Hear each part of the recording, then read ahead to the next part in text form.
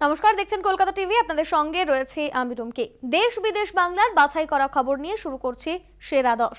শুরুতেই নজর রাখবো বাংলার বাছাই করা খবরে। মহিলা কর্মসংস্থানে বাংলা সেরা। কর্মসংস্থানের সূচকে দেশের মধ্যে সেরা রাজ্য হয়েছে বাংলা। 5 বছরে সবথেকে বেশি মহিলারাই কাজ হারিয়েছেন। সেই তালিকায় প্রথম তামিলনাড়ু। মধ্যপ্রদেশ ও কর্ণাটকেও মহিলারা কাজ হারিয়েছেন। সেন্টার ফর মনিটরিং ইন্ডিয়ান ইকোনমির এক সমীক্ষায় এই তথ্য উঠে এসেছে। তাতে আরও বলা হয়েছে, বাংলায় মহিলাদের রোজগারও বেড়েছে।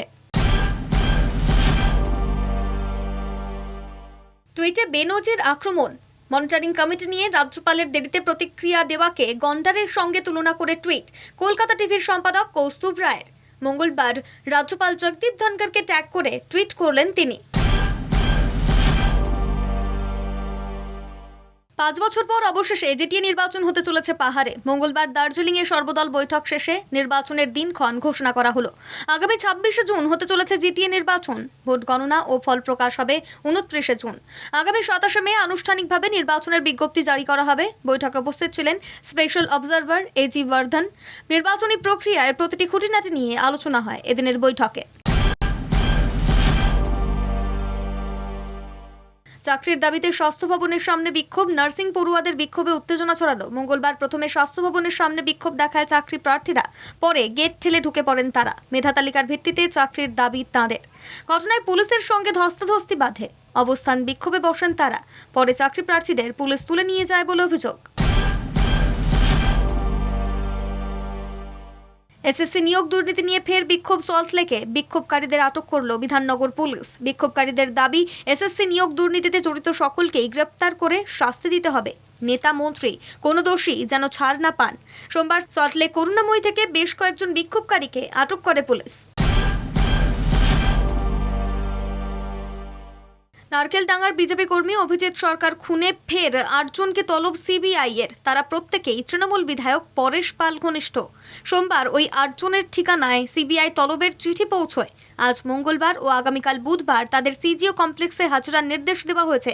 সিবিআই সূত্রে খবর, অভিজিৎ সরকার খুনে অসিত বাড়ি, সন্তু ভৌমিক, রঞ্জিত দে, রাজদীপ সিং, রবি মান্না, তুষারকান্তি দে ও সমীর দলুইকে সোমবার হাজিরার নির্দেশ দেওয়া হয়েছে।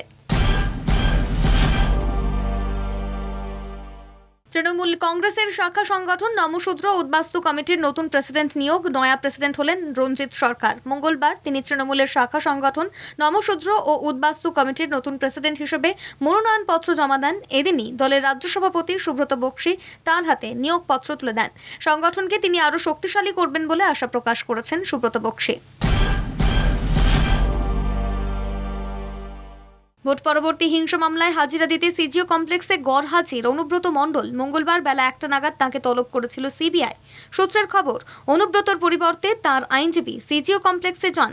শারীরিক অসুস্থতার কারণে গড় হাজির ছিলেন বীরভূমের তৃণমূলের জেলা সভাপতি। চিকিৎসকের পরামর্শ অনুযায়ী বিশ্রামে থাকতে হবে তাকে। গত বিধানসভা নির্বাচনে ফল ঘোষণার দিন বীরভূমের ইলামবাজারের গোপালনগর গ্রামে পিটিয়ে খুন করা হয় এক বিজেপি কর্মীকে। ইলামবাজার থানায় 24 জনের বিরুদ্ধে অভিযোগ দায়ের করেন নিহতের বাবা। আদালতের নির্দেশে সেই মামলার তদন্তভার যায় সিবিআই এর হাতে।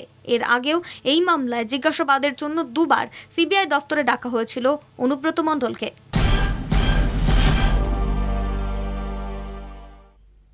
দেশের খবর নিয়ে ফিরছি বিরতির পর, সঙ্গে থাকুন।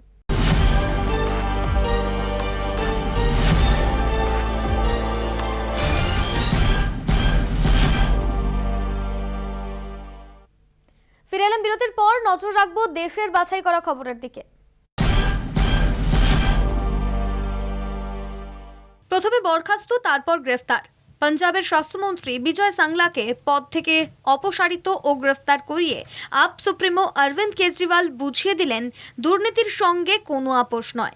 সোমবারই দুর্নীতির অভিযোগ আসায় রাজ্যের স্বাস্থ্যমন্ত্রী বিজয় সাংলাকে বরখাস্ত করেন রাজ্যের মুখ্যমন্ত্রী ভগবন্ত মান। পরে এক ভিডিও বার্তায় 1% দুর্নীতিও বরদাস্ত করা হবে না বলে সাফ জানিয়ে দেন তিনি। তিনি আরও বলেন, অনেক আশা নিয়ে মানুষ পাঞ্জাবে আপকে সরকার করার সুযোগ দিয়েছে। তাদের প্রত্যাশা ধরে রাখতে হবে। পাঞ্জাবে সরকার গঠনে এখনো 2.5 মাসও হয়নি আপের। এরই মধ্যে দুর্নীতিতে নাম চড়ায় রাজ্যের স্বাস্থ্যমন্ত্রী বিজয় সাংলার। অভিযোগ, তিনি ঠিকাদারদের থেকে 1% করে কমিশন নিচ্ছিলেন। অভিযোগ পাওয়া মাত্রই তার বিরুদ্ধে কড়া ব্যবস্থা নেন মান। সাংলাকে বরখাস্ত করা হয়। এর কিছুক্ষণ পরেই গ্রেফতার হন তিনি। জ্ঞানবাপী মামলায় পরবর্তী শুনানি 26শে মে। মঙ্গলবার শুনানি শুনলেও কোনো রায় দেওয়া হয়নি। পরবর্তী শুনানি আগামী বৃহস্পতিবার শোনানো হবে বলে নির্দেশ দেয় বারাণসী আদালত। সূত্রের খবর, ওই দিন প্রথমে রক্ষণাবেক্ষণের বিষয়টি শুনবেন বিচারপতি। 1 সপ্তাহের মধ্যে জমি জরিপ নিয়ে দুই পক্ষকে আবেদন জমা দিতেও বলা হয়েছে। ধর্মঘটের ডাক স্টেশন মাস্টারদের। আগামী 31শে মে সারা দেশ জুড়ে ধর্মঘটের ডাক দিয়েছেন রেল স্টেশন মাস্টাররা। প্রায় 35,000 স্টেশন মাস্টার ধর্মঘটে সামিল হতে চলেছেন। এর জেরে প্রভাব পড়তে চলেছে ট্রেন পরিষেবায়। অভিযোগ, শূন্য পদে কর্মী নিয়োগ না করেই চলছে পরিষেবা। অবিলম্বে কর্মী নিয়োগ সহ যেসব সুবিধা থেকে তাদের বঞ্চিত করা হয়েছে তার দাবিতে ধর্মঘটের ডাক। কেন্দ্রীয় অর্থমন্ত্রী নির্মলা সীতারামনকে তোপ তামিলনাড়ুর অর্থমন্ত্রী পালানিভেল থিয়াগরাজনের। পেট্রোপণ্যে কর কমিয়েছে কেন্দ্রীয় সরকার, তারপরও রাজ্যগুলিকে কর কমানোর পরামর্শ দেয় কেন্দ্র। এ প্রসঙ্গে কেন্দ্রীয় অর্থমন্ত্রীকে নিশানা করে তামিলনাড়ুর মন্ত্রী বলেন, যাদের পারফরমেন্স খারাপ তাদের কাছ থেকে কোনো পরামর্শের প্রয়োজন নেই। তার আরও দাবি, তামিলনাড়ুর রাজস্ব ঘাটতি কেন্দ্রের তুলনায় অর্ধেক। যত কাণ্ড যোগী রাজ্যে, এবারে চোর সন্দেহে তালিবানি কায়দায় শাস্তি। নিজেদের হাতেই আইন তুলে নিলেন উত্তরপ্রদেশের আমরোহা এলাকার বাসিন্দারা। চুরি করেছে এমন সন্দেহে এক যুবককে প্রথমে চলল মারধর, পরে গাছের সঙ্গে হাত বেঁধে চলে বেধড়ক পিটুনি। ঘটনার ছবি ইতিমধ্যেই ভাইরাল। তদন্তে পুলিশ। ডরের শাহরুখ খান হয়ে প্রেমিকের কীর্তি। বন্দুকের ভয় দেখিয়ে প্রেমিকার গোটা পরিবারকে করল আটক।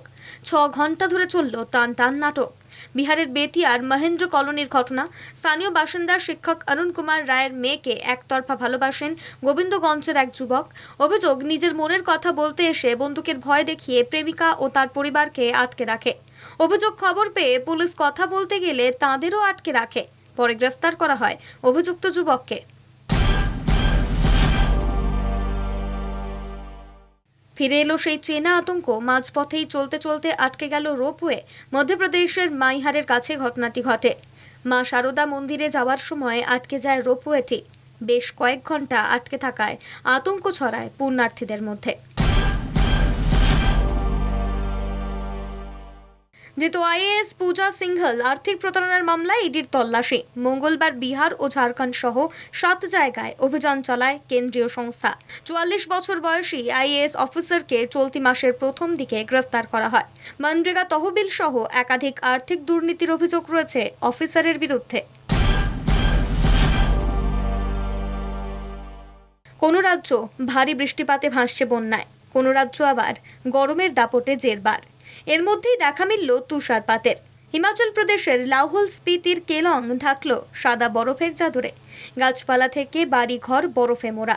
গরমের মধ্যেই এক মনোরম দৃশ্য দেখা গেল হিমাচল প্রদেশে, যা দেখে আনন্দিত পর্যটক থেকে সেখানকার বাসিন্দারা। গরমের মরশুমে হিমাচল প্রদেশে তুষারপাত। মনোরম প্রাকৃতিক সৌন্দর্য উপভোগ করতে দেখা গেল ইন্দো তিব্বত সীমান্তের পুলিশদের। বরফের চাদরে ঢেকেছে পাহাড়ের উঁচু অংশ। তার মধ্যেই খেলায় মেতেছেন তারা।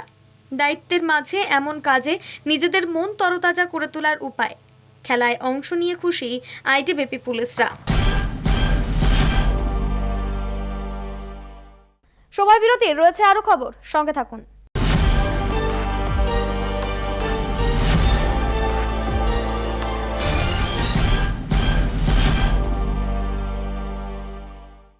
ফিরে এলাম বিরতির পর। নজর রাখবো বিদেশের বাছাই করা খবরগুলির দিকে। মোদির প্রশংসায় মার্কিন প্রেসিডেন্ট জো বাইডেন। মঙ্গলবার কোয়াড সম্মেলনের মাঝে দ্বিপাক্ষিক বৈঠকে বসেন তারা। বৈঠকে বাইডেন বলেন, আমেরিকা ও ভারত অংশীদারিত্ব করতে প্রতিশ্রুতিবদ্ধ। দুই দেশ একসঙ্গে অনেক কিছু করতে পারে এবং ভবিষ্যতেও করবে। দুই দেশের মধ্যে বিনিয়োগেরও অগ্রগতি হবে বলে জানান মার্কিন প্রেসিডেন্ট। জাপানের কোয়াড সম্মেলনে যোগ প্রধানমন্ত্রী নরেন্দ্র মোদীর উদ্বোধনী ভাষণেই চীনকে কোণঠাসা করে মন্তব্য প্রধানমন্ত্রী নরেন্দ্র মোদীর। অল্প সময়ের মধ্যে কোয়াড গুরুত্বপূর্ণ স্থানে পরিণত হয়েছে। ভারত প্রশান্ত মহাসাগরীয় অঞ্চলের স্বাধীনতা বজায় রাখতে কোয়াড অন্তর্ভুক্ত দেশগুলি জোটবদ্ধ। এর ফলে শান্তি, সমৃদ্ধি ও স্থিতাবস্থা বজায় রয়েছে। মাঙ্কি পক্স নিয়ে উদ্বেগের মধ্যেই আশার বার্তা দিল বিশ্ব স্বাস্থ্য সংস্থা। হু জানিয়েছে, আফ্রিকার বাইরে যেসব দেশে এখনো মাঙ্কি পক্সে সংক্রমিত রোগী শনাক্ত হয়নি, সেই সব দেশের পরিস্থিতি নিয়ন্ত্রণ করা সম্ভব। পাশাপাশি মধ্যপ্রাচ্যে প্রথম মাঙ্কি পক্সের খোঁজ মিলেছে। ইসরায়েলে বিদেশ ফেরত এক ব্যক্তি মাঙ্কি পক্সে আক্রান্ত। এই মুহূর্তে হাসপাতালে ভর্তি থাকলেও তিনি সুস্থ রয়েছেন। যদিও বিশ্বে মাঙ্কি পক্সের পরিস্থিতিকে উদ্বেগজনক বলে ব্যাখ্যা করেন মার্কিন প্রেসিডেন্ট জো বাইডেন। চলতি মাসে এই নিয়ে 3 বার ধুলোঝড়ের কবলে পড়ল ইরাক। ধুলোঝড়ের জেরে শ্বাসকষ্ট নিয়ে হাসপাতালে ভর্তি হয়েছেন অনেকেই। প্রচণ্ড ধুলোর কারণে শিক্ষা প্রতিষ্ঠানগুলি বন্ধ রাখার কথা আগেই ঘোষণা করেছে প্রশাসন। বন্ধ রাখা হয়েছে বাগদাদ বিমানবন্দরও। দেখে মনে হয়েছে মুহূর্তের মধ্যে যেন রাত নেমে এসেছে রাজধানীর বুকে। হেডলাইট জ্বালিয়ে গাড়ি চালাতে হচ্ছে। পাশাপাশি ধুলোর কারণে গাড়ির গতিবেগ যথেষ্ট স্লথ, ফলে যানজট তৈরি হয়েছে। আগামী 2 দিন জারি থাকবে ধুলোঝড়ের দাপট, বার্তা আবহাওয়া দফতরের। 3 মাস পার করেও রাশিয়া ইউক্রেন যুদ্ধ থামেনি। যুদ্ধ থামাতে এবার পুতিনের সঙ্গে মুখোমুখি বৈঠকে বসতে চান জেলেনস্কি। দাভোসে সাংবাদিকদের মুখোমুখি হয়ে ভলোদিমির জেলেনস্কি জানিয়েছেন, যুদ্ধ থামাতে পুতিনের সঙ্গে বৈঠক আবশ্যিক। শুধুমাত্র পুতিনের সঙ্গেই তিনি কথা বলবেন, অন্য কোনো প্রতিনিধিদের সঙ্গে নয়। অন্যদিকে শান্তির প্রস্তাব দিয়েছে ইতালি, সেই বিষয়টিও ভাবনা চিন্তা করছে মস্কো, জানিয়েছেন রুশ উপবিদেশ মন্ত্রী। এর আগে মস্কো জানিয়েছিল এখনও ইউক্রেনের সঙ্গে মুখোমুখি টেবিলে বসে আলোচনার সময় আসেনি। এখন দেখার ইতালির হস্তক্ষেপ এবং জেলেনস্কির এই প্রস্তাবে রাজি হয় কিনা মস্কো।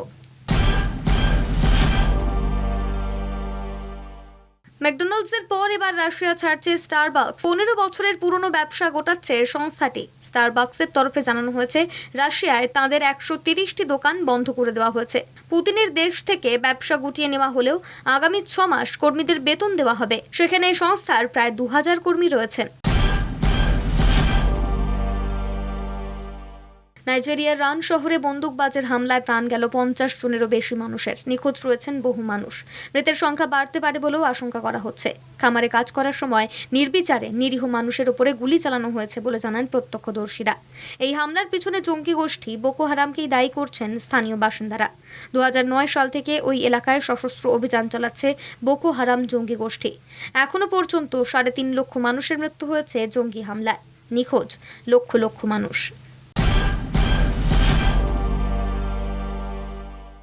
আর্থিক অনটনে জেরবার পাকিস্তান এবার সপ্তাহের কাজের দিন কমানোর সিদ্ধান্ত নিতে চলেছে, কারণ কাজের দিনের সঙ্গে যোগ রয়েছে জ্বালানির। স্টেট ব্যাংক অফ পাকিস্তানের তরফে এক সমীক্ষায় জানা গিয়েছে, এর জেরে প্রায় $270 কোটি সাশ্রয় হতে পারে। গত আর্থিক বছরের তুলনায় এবছর পাকিস্তানের জ্বালানি তেলের আমদানি বেড়েছে প্রায় 96%। অর্থাৎ পেট্রোপণ্যের আমদানি হয়েছে প্রায় $850 কোটি, বৃদ্ধি 121%। এই বিপুল খরচ কমাতেই ভাবনা চিন্তা শুরু করেছে পাকিস্তানের সংশ্লিষ্ট দপ্তর। এক সরকারি কর্তা জানিয়েছেন, সরকারি দপ্তর, শিক্ষা প্রতিষ্ঠান সহ বিভিন্ন জায়গায় যদি কাজের দিন কমানো যায়, তবে বিপুল এই আমদানি ব্যয় কমানো সম্ভব হবে। কান চলচ্চিত্র উৎসবের শহরে তারকা সমান স্বাগত জানানো হলো 2 ঘোড়াকে। এমনই ছবি দেখা গেল ফ্রান্সের ক্রোয়েসেটে। চলচ্চিত্র উৎসব থেকে ঢিলছোড়া দূরত্বে এক স্যালোতে হঠাৎ আগমন 2 পুলিশ ঘোড়ার। সেলুনের ভিতরে প্রায় ঢুকেই যান দুজনে, যা রীতিমতো পথচারীদের নজর কাড়ে। 2 ঘোড়াকে স্বাগত জানাতে এগিয়ে আসেন সালোয়ার কর্মীরাও, যাকে বলে তারকা সমান স্বাগত। সেরা 10 এখন এই পর্যন্তই। দেখছেন কলকাতা টিভি, রাত দিন 7 দিন।